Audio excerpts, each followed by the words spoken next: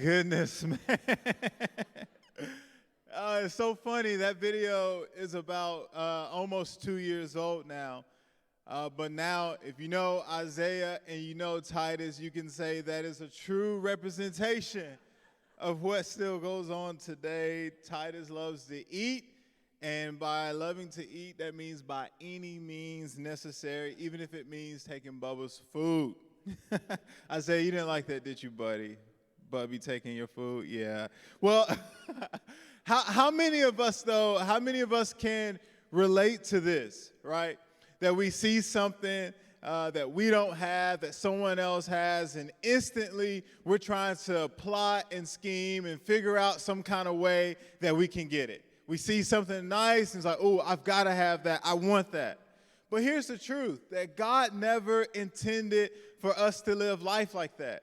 That he never intended us to look at other people and instantly try to figure out how we can get what they have. But what he has called us is to live this life that he has destined for us to live. But all too often, jealousy and envy gets in the way that we end up trying to take chips out of someone else's bowl. And if we're honest in here, all of us, we've had some issues or have some issues with jealousy and envy. And I'm not asking you to raise your hand. I'll go ahead and take it for you. And so I'll give you really quickly three things, three lessons that I've learned about envy. And here's the first one. If you're writing this down, students, I say this all the time, that history makers are note takers. So if you are taking notes, write this down real quick. It says, envy steals your strength. You can write that down. Envy steals your strength. So recently, I've decided that, it's time to make some life changes. It's time to make a new lifestyle choice and whip things back into shape. And so I decided to join Orange Theory. And if you're like, what is Orange Theory? Well, I describe it like this. It's basically CrossFit for cardio. And it's also described as you're crazy if you sign up to do this stuff. But basically, you go into Orange Theory, and they got, 3 different ways that they work you out. One, you do some things on the weight room floor. Then you do a little rowing. And then you do some work on the treadmill. Now, the treadmill is very interesting. It's just something about the treadmill, something that the treadmill brings out of you. And so I'm on the treadmill, just going, at a nice little pace, just minding my own business at a nice little pace. And all of a sudden, the guy next to me, I know I won't mention his name, but he decides to hit the button. And so I'm just trying to mind my own business. But Pastor Mark, he hit the button, right? So I got to hit the button. And so now we're going a little bit faster. We're good. This is a cool pace. I can get down with this. He hits the button again. I've got to hit the button again, Cade. Now it's getting danger zone for me, My Achilles is screaming like, boy, you need to slow down. You're in recovery still. Then he hits the button again. I can't resist. It's like automatic. He hits the button. I hit the button again. Now here I am going out of speed. I'm in an all-out sprint. I'm out here looking like the Olympics is happening. Usain Bolt. I'm about to die, thinking my heart is about to attack me. Like all kind of crazy things are happening in this moment. But how many of us are like this? That we're living life at this speed, at this pace that God has never intended for us to live at. That we're looking at other people's lives and we're looking at all the things that they're doing, and we figure that we have to adjust our life to look like that. That we are so busy trying to adjust the speed of our lives to the pace of others that we have no strength to actually walk out what God has called us to walk out, right? How many of us live life like that? We see people and like, I got to figure out a way, how can I look like that? Or maybe, I can say teenager, but in all truth and honesty, it's all of us. If we're scrolling Instagram or we're on some kind of social media, we're looking at how can I get my life to look like that? When in reality, we're only looking at people's highlights. And I know that's the case because I took a picture recently and I put about 14, 15 filters on that thing before I posted it. Just be honest.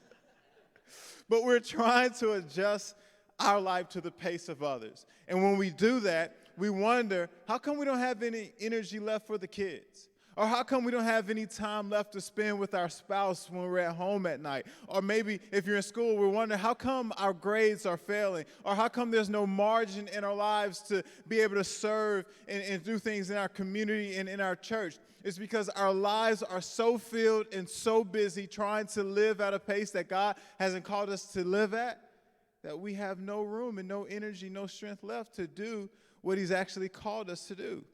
Envy, will steal your energy. Envy will steal your strength. Here's the second thing that envy does, lesson that I've learned, that envy will cause you to miss what you actually have, right? It will cause you to miss what you have. So God has blessed me with an amazing family and a beautiful wife and beautiful children and 2 boys and 1 more on the way, in case you did not know, actually really soon. Y'all pray for me. I'm having a little anxiety about that. I'm going to have a little girl, like 2 boys, and now this little girl is about to just completely switch up everything. And I know she already has, like, even this morning, I told Katie, as we were getting ready this morning, I was like, hey, just so you know, so I woke up early, and, I just started thinking about this morning. I was looking over notes for today, and then all of a sudden, I just couldn't go back to sleep. And so I started, went on H&M, and I just started looking for clothes for Zoe. That's her name, by the way, Zoe Grace Hamilton. That's going to be her, or that is her name. I just started looking for clothes. I think I'm going to go ahead and buy it. She's like, boy, don't you? I'm like, look, you spoiled them 2 for the last 4 years. It's my time. Pay back me and Zoe. But anyway, this wasn't always the case, man. I remember there was a time where I was single, and it seemed like all of my friends were either about to be engaged, or were married. And I wasn't. And I remember being in my apartment, sitting on the couch, all by myself, eating food all by myself, watching TV all by myself. Sounds like a song. Like, I was just Mr. Lonely. I could probably break out in that song. No, I'm not going to do it. But I was just lonely. Saying, God, come on, man. I'm a catch. I'm single. I'm ready to mingle. Like, what is going on? Like, what is man, I'm still lost for it. Like, anyway, God, give me a wife. That's why I be yelling out. I know my neighbors was like, what is wrong with that guy? But fast forward a couple years later, and now I'm married with the most beautiful woman in the world. And we have a baby boy now, Isaiah, and I'm sitting on a couch in our home. It's Memorial Day weekend, and, I'm just sitting there scrolling Instagram, and I see all these posts about people out at the lake, or they've gone down to the beach, and I sit down, and I'm looking around, I'm like, I want a couch. Like, what's wrong with this picture, right?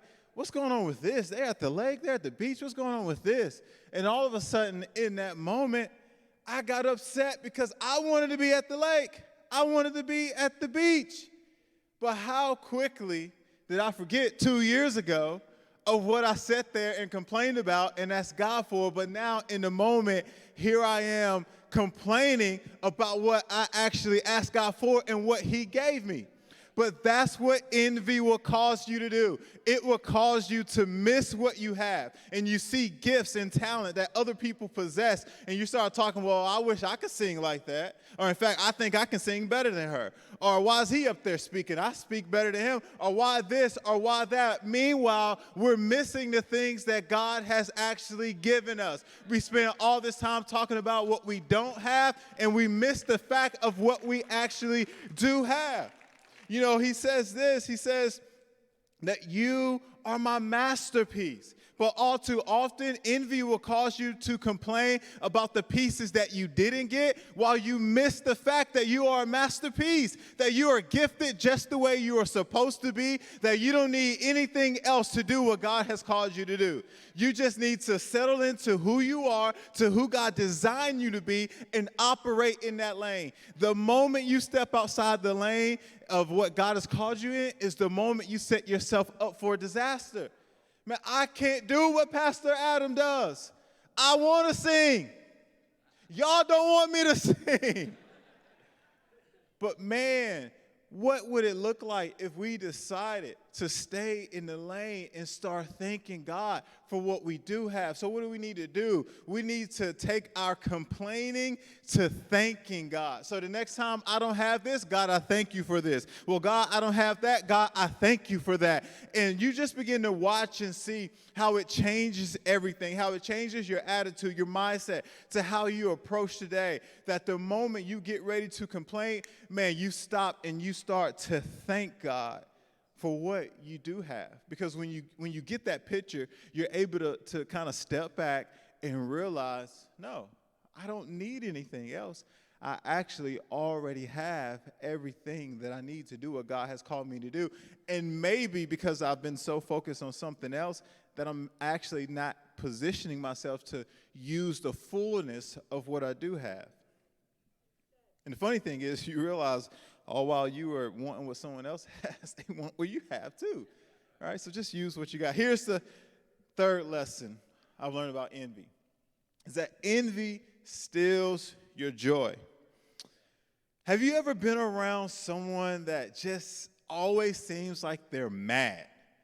Like they just got this look on their face. It's like the look like the 2-year-old just left a surprise in the diapers, like, you know what I'm saying? You in a grocery store, like, I don't want to smell it. You know, it's like, I was like, oh, it's just that look.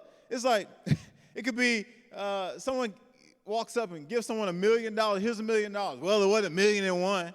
Right? Just always mad. Just always got something to complain about. The kind that speak in tongues, but they're mean in English. Like, just, uh-oh.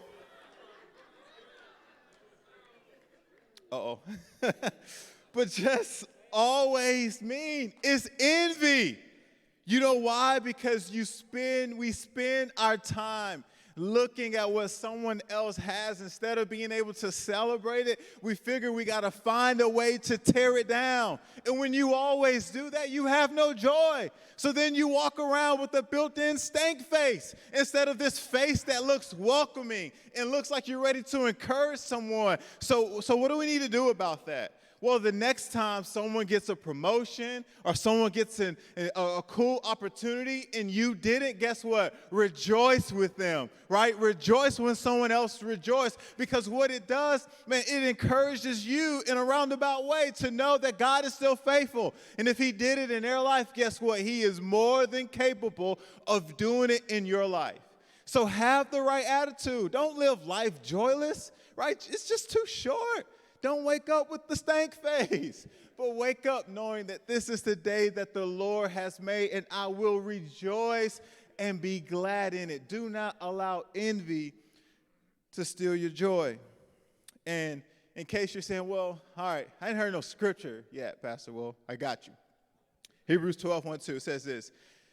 Therefore, since we are surrounded by such a great cloud of witnesses, let us throw off everything that hinders and the sin that so easily entangles, and let us run with perseverance the race marked out for us, fixing our eyes on Jesus, the pioneer and perfecter of our faith. For the joy set before him, he endured the cross, overcoming its shame, and sat down at the right hand of the throne of God. So you say, okay, well then, how do we live free? How do we live free from envy? The answer is found right there in Hebrews 12. You fix your eyes on Jesus. So many of us are so fixated on other things, on what other people have, that we are not even looking at Jesus, right? That's the image. We are supposed to be ambassadors of Christ. To be the best ambassador that we can be, we need to reflect his image in every space that we are. So if you are a teacher, then look like Jesus when you're teaching in the classroom. right? If you work at Publix, then look like a cashier when you are helping people check out, right? But the only way that you can look like him is when your gaze is set on him, like David, that I just want to behold you in your beauty. And as you spend time with him and fellowship with him, you begin to reflect him. So now, if you didn't have any joy, oh no, you've got joy because you've seen the one that you're supposed to look like. You've seen the one that you are supposed to reflect. And so to sum this thing up, how do we become free from envy? Man, just fix your eyes on Jesus, because when you see Jesus, you see every single thing that you need. Amen?